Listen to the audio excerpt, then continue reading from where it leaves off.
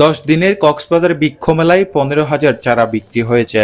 এতে আয়োজকরা জানিয়েছেন আয় হয়েছে প্রায় 20 লক্ষ টাকা। ব্যবসায়ীরা জানান এবারের মেলায় প্রতিদিন হাজারের অধিক মানুষ গাছ কিনতে এসেছেন।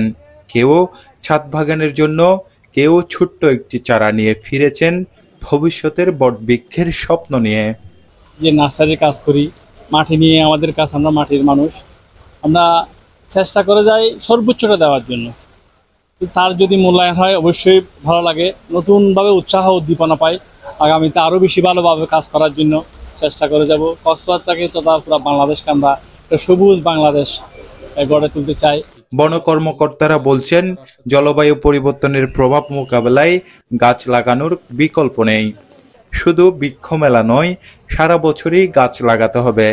এতে করে প্রাকৃতিক দুর্যোগের ক্ষয়ক্ষতি থেকে আমরা রক্ষা পাব।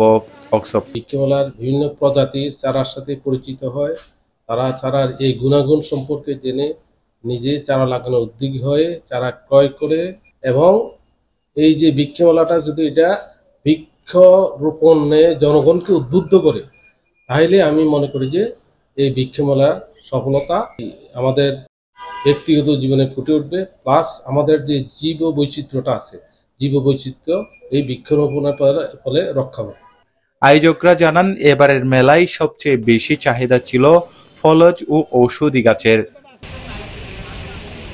সমাপনী দিনে অংশগ্রহণকারী স্টলসমূহকে সম্মাননা জানানো হয়। Agro project and nursery. News desk, TTN, Cox's Bazar.